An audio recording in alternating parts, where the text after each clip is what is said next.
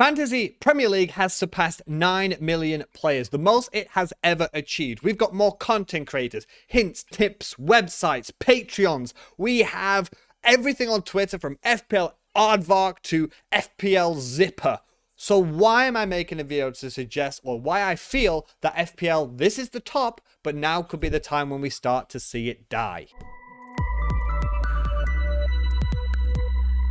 Now, dramatic language aside, I do feel like this is the pinnacle of FPL. This season right now is probably the most popular it's ever going to be. So I'm going to be going through why I feel FPL will start to be going on a decline and think of some possible ways how to stop that from happening. So the first thing I want to talk about is the stagnant feel of Fantasy Premier League and FPL. So first of all, the rules. No changes. It's just clean sheets, assist points, goals, mysterious bonus points, and appearance points. Add a little bit of depth. Maybe allow us to do a mid-game week captaincy switch to add just one more extra skill level. Another thing to help separate it. It always feels, especially this season and last season, that ranks are so congested because there's a limited way to get access to points, because we only have, like I said, those few ways in which we can earn points in FPL. Add just one or two more levels to allow us to get more points as another way, and we might see more of a variation and a skill gap and a rank gap rather than having these big chunks of players who are so close together. And when I'm saying no changes to FPL as well, there hasn't been a change in about 8 seasons when chips were introduced. Now, we did get rid of one chip. We did change one chip. I think it was called All Out Attack. I think you could play 2 defenders for that game week and like 4 attackers or whatever it was for that one game week. That got canned. But apart from that change, when chips were introduced way back 8 seasons ago, that's it. There's been no additional avenues of points, no big rehaul or revamp. And I'm not suggesting there should be. You know, if it's not broke, don't fix it. It just feels like it's ticking on. It's the same plan, the same ideas. You follow the same people, listen to the same content. And it just feels like it's not moving forward. It's just staying where it is. And also, speaking of captaincy and the rules, so when I'm saying add a midweek get a captaincy change or let us add substitutions mid-game week, we're having a problem of stagnancy in the terms of previous seasons. We've had Mo Salah. This season, it's been Erling Haaland, because you have that one player and because everyone's going to pick him. And I can't blame people for picking Haaland. I've done it most game weeks, but that is almost, and we've had it with Salah before, it's almost made that a stagnant but a stale and pointless thing to have in FPL. We might as well just get rid of captaincy and just go for the best 11 players, because again, that would stop us having that congestion, because instead of just auto-captaining one Haaland for his price, get rid of captaincy and people might sell him because he wouldn't be worth that money to people anymore. I'm just finding ways to make it a little bit more interesting, spice it up a little bit. And I said way back at the start, now we have 9 million players, over 9 million players, the most Fantasy Premier League has ever had. That is true, but I would be really interested if someone, maybe someone in the comments, or if you're watching, if you could compare the percentage of dead teams. Now, when I'm talking about dead teams, we're talking about an FPL team where the manager has not touched it, sort of made any transfer, used any chips in, say, 5 weeks or more. So it'd be really interesting to not just look at that big, shiny, we've got 9 million plus players playing FPL, but to judge the percentage of managers who actually stay active and compare that with previous years. So if you go back to a few seasons ago where there were 6 million players, but there were only 20% of dead teams, and now we have 9 million players and they have 50% of dead teams, that shows more users at the start, but an active loss of interest throughout the season. Now, of course, throughout the season, as the season goes on, viewing numbers of content or of engaged managers, that goes down. And that's the same with everything. Look at video games. A yearly game like FIFA comes out every year. The start of the FIFA release in, I think it's September usually, is huge. Viewing figures on YouTube will be massive. And then as you get to March, April, May, those numbers drastically drop. That, of course, is going to happen. But I just think it'd be really interesting if we could compare the percentage of engaged managers this season and compare that to previous seasons. So if you do have time and can find that information, I would genuinely be really interested to hear what that is, those numbers. Frustration and inconsistency is the next point I'm going to talk about. So the first one, the assists or goals and the rules itself, there's just no consistency there. You know, a few weeks ago, Trent clearly crosses the ball into the box, no assist. A defender boots the ball in the air, it goes in the opposition area, their team scores, he gets the assist. There's just no seemingly consistent rule between certain things within the game. And that is frustrating and angering a lot of people, because if you see your player cross the ball and they score, you think it's an assist, and it's not, because someone has decided it's not. So I think need consistent and clear rules within the game itself. Also frustration, of course, for a lot of people, the servers. Again, I'm talking about, we've got 9 million plus players who play this game. We're talking about the Premier League, one of like the richest, highest valuable companies in the entire world, and they can't stop their website from crashing. And we're not talking about a minute from deadline. We've had instances where the deadline day, 30 minutes before deadline, and it's crashed. And that should not be happening, especially in a system in a game that, as I said, hasn't changed for like 8 years, which is crazy. And that happens to you, or you've played a chip as well, which hurts even more. That's just going to cause more people to not play the game because they can't be bothered with trying to play something. 30 minutes is reasonable amount of time. You've waited for that last minute team news to try and get an edge on your competitive rivals, and you can't do it because the servers suck. And the final point for frustration, which has come out recently, winners not receiving prizes. So it was the FPL teddy bear, I think it was, a couple of years ago, and I think last year, was it Jamie who won it last year? From America. One of the prizes are not great. We don't play FPL for the prizes. It's not good money. They're not particularly great prizes. But the Premier League, one of the prizes is, I want to go and watch this Premier League game. Oh, you can't watch that. What are you talking about? You're the Premier League. You have tickets to every game. They are the winner of your official Fantasy Premier League game, and you can't get them to a Premier League game they want to go and see. Like, of course, I'm a Bolton Wanderers fan. My team isn't in the Premier League. I would probably go and watch, Man City against Liverpool or Arsenal against Man United. I'd go and watch sort of a title rival game, or even like a relegation rivalry game, right? No disrespect here, but I don't want to go watch Wolves against Crystal Palace. I don't want to watch Fulham against Aston Villa, right? I want to go watch sort of one of those big games. And people are still, after years, waiting to receive prizes from a multi-billion-pound company, which I think is absolutely outrageous. Another sticking point I have with FPL, it's the pricing. The start of this season, it was really, really easy to afford your traditional top 6 clubs. You could have an entire FPL lineup of players from the traditional top 6 sides. And honestly, I only think this season has stayed more relevant and been to keep any interest because Liverpool and Chelsea, 2 of those 6 traditional top 6 sides, are having a nightmare of a season. If they would have had a normal season like before, because there's no way FPL could have predicted Liverpool and Chelsea were going to have a nightmare this season by their own standards. But if they would have done well, we'd all still be sat here with the top 6 in our side because you could afford it. Not once have I had a problem this year with money or budget. I've never not been able to afford anyone, which sounds good. But again, it's making the ranks more clogged up, and it's just making it a less competitive or less interesting competitive form of gaming for me. Big point now coming from me is saturation. Kind of does go with the point of it becoming a little bit stagnant, but just a couple of seasons ago, we had a handful of popular content creators and websites. Now, there's arguably too many. For something as niche and small marketed as fantasy football, when in reality, there's not that much depth. I already talked about the key rules of the game earlier. And for something so small, there is so much content to consume. Fantasy football has now gone full on completely mainstream. It's even on Sky Sports. They're trying to get in on the action now. And I wasn't joking earlier when I said we've got FPL Aardvark to FPL Zipper on Twitter, because the explosion and now oversaturation of the FPL market, for at least me, is a massive turnoff. I'm absolutely not against people creating their own Twitter accounts or YouTube channels or even earning money from their FPL content they provide.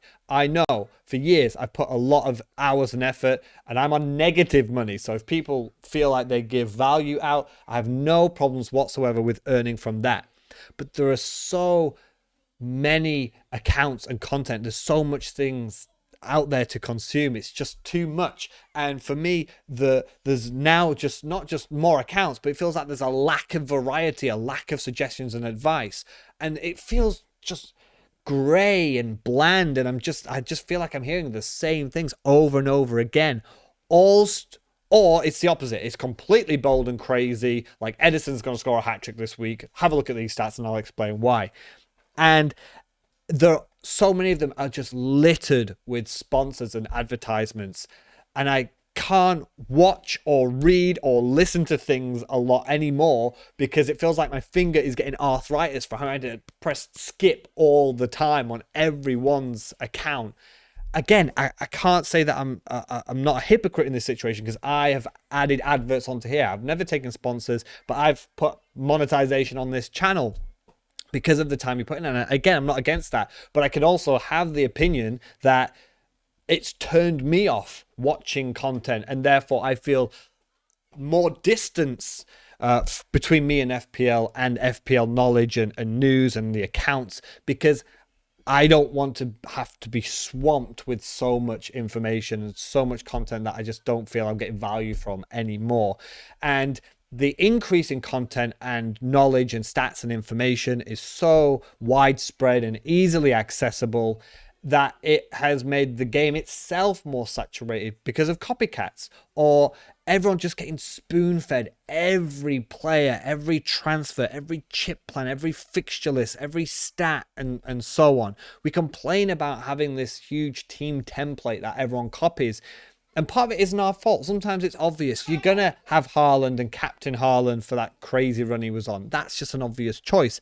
But there are now quite a few huge FPL accounts that only have to tweet one thing about a 5% owned player, and boom, by deadline, that player is going to have 10 to 15% ownership. So it just, again, the saturation and increase of how many accounts and content there are has also, for me, spilled over into the game itself and made that more of a saturated place as well. The final point for me as well is fatigue. And I thought this one was more of a personal one for me, but I actually know for sure it's not just me.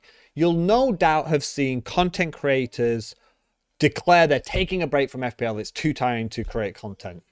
I've done that myself. My life of becoming a father and with my job, it's just too busy. I could not sit here and put the hours in, because FPL is a weekly thing, right? You need to do 1 to 3 videos a week, and if you miss a week, you're out the loop, and it was just too much. I couldn't stay on it, so I needed to take a break from it.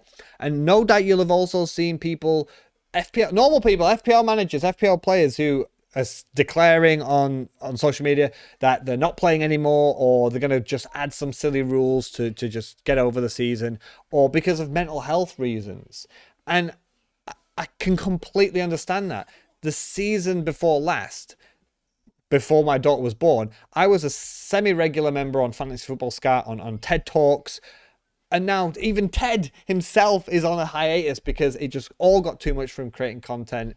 And, you know, life got too busy, needed to take a break. And so I can understand content creators do it, but I see it on my Twitter all the time of people who don't even create content needing a mental break from this game because it's just too much all the time. And it's so strange having a step back from FPL and just completely always not having my judgments or anything swayed by anyone else. I'm at a similar rank as I would be if I was still making all these notes and making myself more stressful. So fatigue, I think, is a huge one. I probably watch maybe one video a week. It's usually Scout's team news video to make sure I've not missed anything. But it really feels like years and years of playing it, like doing it all the time, and then getting screwed over with inconsistencies and the rules changing on the rules getting changed by someone mid-game week to say, oh no, this isn't assist. All of this frustration, stagnation, it builds up, and it adds to that fatigue, as well as just not having a good season. You put all that together, it's going to explode into this, I don't want to play anymore. I personally do. I'm still enjoying it by taking a step back. I've added enjoyment to my game, and it's made me more bold and added more things to my game itself. So taking a step back could potentially help you as well. But yeah, fatigue is a point where I think many people who've played for a few seasons are just done with we're done with it, basically. So I said before, this feels like it is peak FPL time. I think this is it, unless something's changed, some rules perhaps. I think the FPL in general is just going to become too saturated. It reminds me of video games, open world video games. A few years ago, they were really popular. Then they were everywhere. Then people didn't want to look at an open world game again. They didn't want to play those games anymore. It feels like that's the stage that we're getting towards with Fantasy Premier League. It really, really does. So it'd be interesting to see what's going to happen in the next couple of seasons. Here are some suggestions that I have on how potentially FPL could spice it up in the future. So the first one, start of the season, prices. Do it later. People shout and scream for the game to be released, and then they'll complain about player prices when later on in the transfer window, this player joins this club, and that means that player is now overpriced, or now this player is clearly underpriced, and therefore everyone's going to have this guy, right? So be patient. Don't release the game early. Let the transfer window knock about for a bit. Maybe release the game with some temporary prices, so that scratches the itch for people who love making drafts. I'm like you guys, I make 100 drafts before the start of the season. So give us temporary prices and just say it's subject to change, because then you let us play and tinker around during the summer, and then when you increase that price by $1 million, we can't complain because you said it was subject to change. And don't do it on deadline day week 1, of course, but lets us play, but it also doesn't cement that player's price so early in the pre-season that it just makes the start of the season, just week 1, we have a template straight off the bat. And speaking of big prices, be braver. Now, yes, this season, Trent Alexander-Arnold has had a nightmare, but the fact that the start of the season, his price is like 7.5 million was a joke. Like, we're talking about a guy who should have got like over 200 points easily. Don't just look at positions, look at players and their potential. Have a little bit of ball knowledge about you to give these players prices. Haaland was underpriced. Like, it was so easy. I said earlier about making a top 6 side, but it's so easy to make a team with 3 premiums. And I know you need to make a balance between this game's fun, I've got 100 million to spend, I want these good players, but you need to balance that with skill. Not once have we felt this season we've not made the sacrifice, because Salah's been off the boil, and once you don't have Salah and Kevin De Bruyne's looking a little bit iffy, it's Haaland and Kane, and then the rest of the money I can do whatever I want with it. And it's just not making it a particularly difficult or fun game, because we're all making the right choices. The players don't do it. You can sit back, like I always say, don't blame the result, blame the decision. And if you've made the right decision, you've got those players in, and you don't get it, that's football, that's fine. But just having the ability to make easy, big player squads, just be braver with prices. Make Haaland, like, if he's going on a crazy run again, make him 15, 16 million. Make us make a decision to make the game a little bit more interesting and skillful. We also look at game rules. I've already given this suggestion before, and other fantasy games have used this. Maybe add something like midweek captaincy changes, so it gives us interaction and gets us active within the game week, instead of it's Friday or Saturday, the deadline's gone, and I don't have to look at it for a week. Keep us engaged with the game. If there's a game or a double game week, for example, and you've got a team, you choose your captain, and maybe limit us. You can change it once. Okay, fine. So I'll choose a player on Saturday. He gets 1 assist. And now do I stick or twist? Keep us engaged with the game for more than 30 minutes before deadline. And it also adds another skill level, and it also creates more of a distance between ranks, and you feel like you've earned it more by making that final decision. Haaland gets 1 goal. Yeah, that's a good score. But do I reckon Saka's going to get a goal and an assist and some bonus? It just adds a little bit of skill, and it keeps the casuals happy because it's not a crazy new rule, and it keeps more people engaged as well. And another thing I said about subs, let us use them. If I play a player and he's only got 1 point, and I've got a 4.2 million defender on my bench, and I think, all right, he's got 2 points, he might get a clean sheet. He's only 2% owned because he just sits on my bench. But it also might make us, if we have the opportunity to bring on subs, we might spread our money around a little bit more. Have a good bench so we can bring on a good player, rather than just having 2 dead spots on our subs bench and 1 half decent 4.5 million midfielder.